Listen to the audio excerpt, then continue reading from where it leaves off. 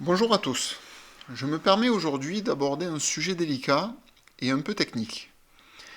Bien que la politique n'est pas ce qu'il y a de plus facile pour se faire connaître sur YouTube, je voudrais tout de même dire des choses qui me semblent essentielles, pleines de bon sens, et surtout exposer des morceaux de vérité qui, je l'espère, en éveillera quelques-uns sur la société dans laquelle nous vivons aujourd'hui. Je ne sais pas si vous avez remarqué, mais en consultant YouTube, je me suis rendu compte que depuis une quinzaine de jours, les interviews de Sarah Knafo fleurissaient sur de très nombreuses chaînes. France Info, TPMP, Sud Radio, CNews, Bistro Liberté, Livre Noir, et j'en passe des interviews de chaînes plus ou moins connues. Mais que se passe-t-il? Pourquoi soudainement apparaît-elle et submerge-t-elle le web? Pourquoi si vite? Pourquoi autant de visibilité? C'est ce que nous allons voir ensemble dans cette vidéo, dans laquelle je vais essayer de vous prévenir de ce que l'on appelle l'opposition contrôlée. Bienvenue sur ma chaîne. Si vous n'êtes pas encore abonné, je vous suggère de le faire, de me laisser vos commentaires ou encore de partager cette vidéo, sans oublier le petit pouce bleu qui m'aidera au référencement. Tout d'abord, qui est Sarah Knafo? Elle s'est fait connaître, comme tout le monde le sait, en tant que conseillère personnelle d'Éric Zemmour et a rapidement fait la une de Paris Match. Haute fonctionnaire, femme politique française et magistrate à la Cour des comptes, il ne lui manquait plus que de se lier à un grand leader politique juif, qui quittera Mylène Chiche-Portiche, sa femme juive, avec qui il était marié depuis 1982 et la mère de ses 3 enfants, pour officialiser en 2022 une relation avec Sarah Knafo, juive elle aussi. Elle dira elle-même, je cite, « Je suis de confession juive, mais je me sens de culture chrétienne. Chez moi, Charles Péguy est aussi important que la Torah.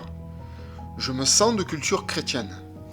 Je souhaiterais vous éclaircir sur ce qu'est la culture chrétienne, la vraie culture chrétienne, celle qui a été enseignée à l'école avant que celle-ci ne soit bafouée par la laïcité.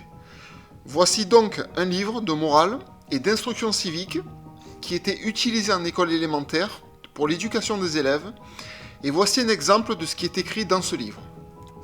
Je cite. Devoir de l'élève. 1. La patrie, c'est le pays où l'on est né. 2. La nation, c'est l'ensemble des familles qui, sortant d'une même race, ont la même histoire nationale, sont gouvernées par les mêmes lois, parlent la même langue. 3. Dieu a mis dans le cœur de tous les hommes l'amour de leur patrie. 4. Les sans-patrie sont des sans-cœurs et des êtres dangereux pour la société. Vous pouvez penser ce que vous voulez de ce texte, mais ce que je peux vous dire, c'est qu'il a été écrit dans une France encore saine et prévoyait un avenir pour son peuple. L'idéal de ce que l'on apprenait à la jeunesse était l'amour de son pays, de son identité et la volonté de protéger cet ensemble de valeurs. Aujourd'hui, toutes ces valeurs sont renversées. On se moque de Dieu, on le ridiculise et on le blasphème. À croire que toute la souffrance vécue par Jésus-Christ n'aurait servi à rien. Ce que je veux vous démontrer avec ces exemples, c'est que la France est sous emprise depuis bien longtemps, que tout est organisé pour la dissolution de son peuple, et que tous les représentants que l'on vous présente sont sélectionnés afin de vous donner un semblant de démocratie. On veut vous faire croire que vous avez le choix, alors que l'État profond ne fait que jouer avec vous. Sarah Knafo ne déroge pas à la règle et je vais vous le démontrer. Premièrement, elle est invitée sur tous les plateaux, et cette accessibilité sur le devant de la scène n'est pas hasardeuse. Éric Zemmour vieillissant, il faut préparer l'avenir de la politique française, il faut habituer les Français à un nouveau visage qui les représentera dans le cadre de la droite radicale. Tout comme Raphaël Glucksmann à gauche ou la projection de Louis Sarkozy pour la droite modérée, l'avenir de la politique française se dessine.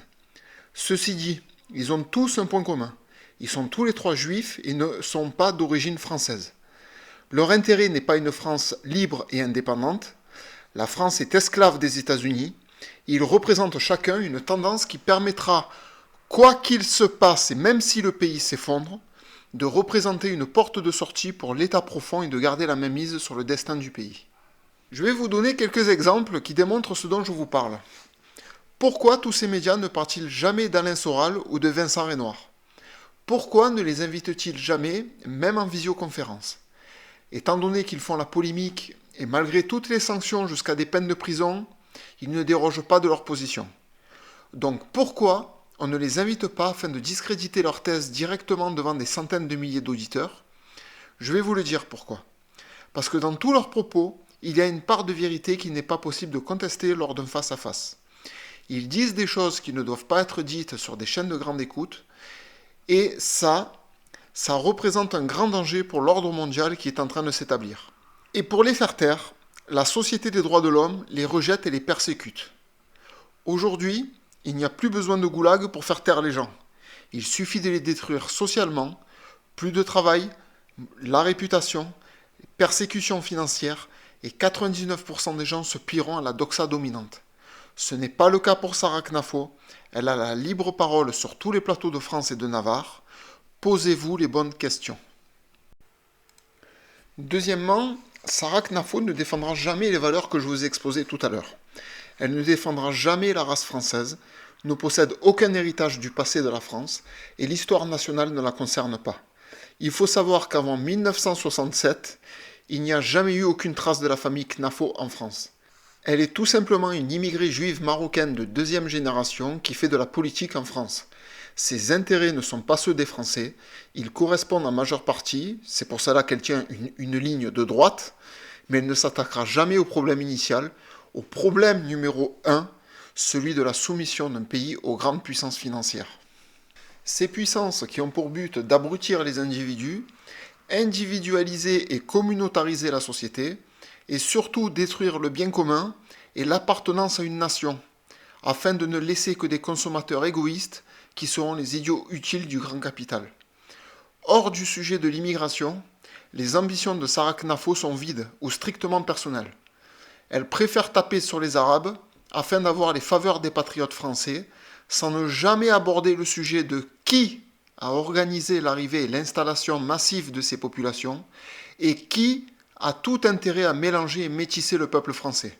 Oui, l'immigration est un sujet important, mais c'est un sujet secondaire, car le sujet prioritaire doit être qui est le responsable de l'effondrement que subit la France depuis les années 70.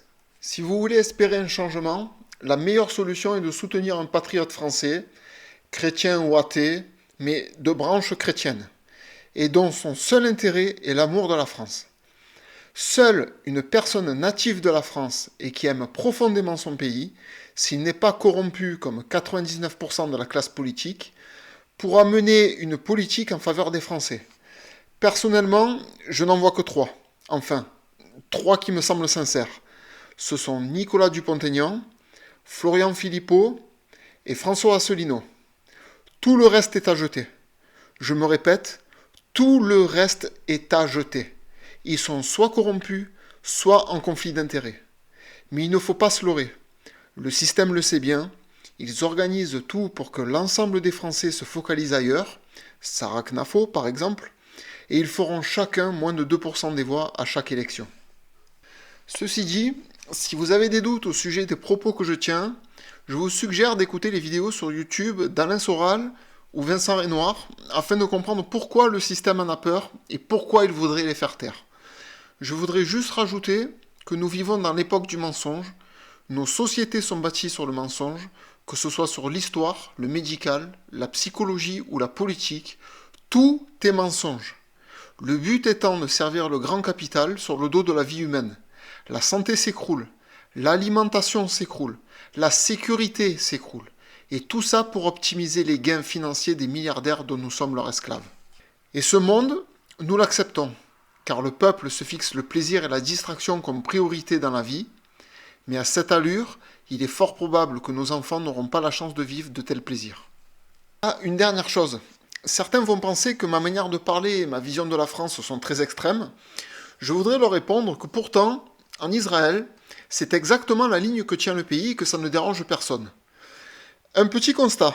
C'est intéressant de voir que la politique très extrême d'Israël est en général partagée par ses élites.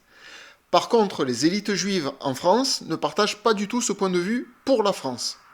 Le nationalisme, c'est bien, mais uniquement pour Israël. Voilà, ce sera tout pour aujourd'hui. J'espère que cette vidéo vous aura intéressé et poussé à la réflexion. N'hésitez pas à partager ce podcast ni à me dire ce que vous en pensez. Je vous remercie de m'avoir écouté jusqu'ici et je vous dis À bientôt pour une prochaine vidéo.